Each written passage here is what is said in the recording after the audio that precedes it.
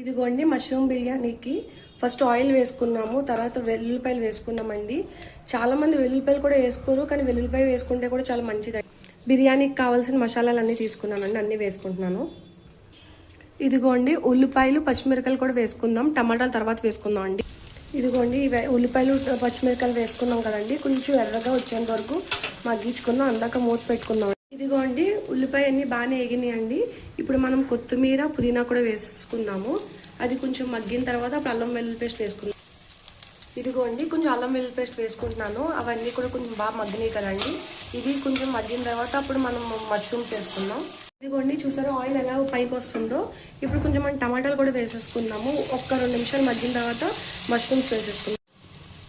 ఇదిగోండి బాగా ఎగింది కదండి. ఇప్పుడు మష్రూమ్స్ వేసుకుందాము. ఇప్పుడు మూత పెట్టుకుందామండి. ఇందులో కూడా కొంచెం బాగా మగ్గితే అప్పుడు మిగతా రైస్ వేసుకుందామండి. ఇదిగోండి కొంచెం కారం, మసాలా, పసుపు, ఉప్పు కూడా వేసుకున్నాము. ఇదిగోండి బియ్యం కడిగి పెట్టుకున్నామండి. ఇది కూడా వేసేసుకుని కొంచెం వేపుకుందాము.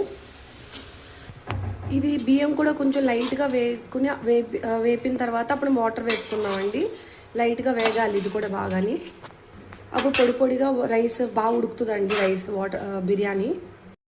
ఇదిగోండి చూసారు కదండి బియ్యం పొడి పొడిలాడుతుంది, కింద కూడా అంటుకుంటున్నట్టు అవుతుంది. ఇప్పుడు మనము వాటర్ వేసేసుకుందామండి. మనం గ్లాసు బియ్యానికి 2 గ్లాసులు నీళ్ళు పోసుకుందామండి. ఇదిగోండి వాటర్ వేసేసుకున్నామండి. గ్లాస్కి 2 గ్లాసులు నీళ్ళు వేసుకున్నాము. ఇప్పుడు ఇందులోనే మనం ఉప్పు కారాలు అన్నీ చూసుకుందాము, ఉప్పు సరిపడే ఉందో లేదో. ఇది వాటర్ అనేదండి కొంచెం మనము సముద్రపు నీళ్ళు ఉప్పు ఎలా ఉంటుందో, ఉప్పగా ఎలా ఉంటుందో అలా ఉప్పగా ఉంటే మీకు ఉడికిన తర్వాత కరెక్ట్గా సరిపోతుందండి. ఇది ఉడికేటప్పుడు డబ్బు మన ఉడికి కొంచెం రైస్ పైకి వస్తుంది కదండి. అప్పుడు మనము కొంచెం నెయ్యి వేసుకుంటే దీని టేస్ట్ ఇంకా 100 టైమ్స్ చాలా బెటర్ అయిపోతుందండి. ఇదిగోండి చూసారండి దగ్గరికి అయిపోయింది. ఇప్పుడు కట్టేసుకుందామండి. ఇప్పుడు ఎందుకు కట్టేసుకుందాం అంటేనండి, ఇప్పుడు మనము గిన్నె చాలా స్ట్రాంగ్గా ఉంది, కిందన చాలా ఎక్కువ థిక్నెస్ ఉందండి. అందుకని మూత పెట్టి ఉంటే ఆటోమేటిక్గా ఏమైనా చిన్నది తడున్నా సరే మొత్తం అంతా ఉడికిపోతుందండి. రైస్ అంతా పొడి పొడిలాడిపోతూ ఉంటుంది. మీరు కూడా ఇలా చేసుకుని దయచేసి ఎలా వచ్చిందో కామెంట్ చేసి చెప్పండి. ఇదిగోండి కొద్దిగా నెయ్యి వేసుకుందామండి. అయినా సరే పొడి పొడిగా ఉందండి, ఎక్కడ అంటుకోదండి. గిన్నెలో విశేషం అండి.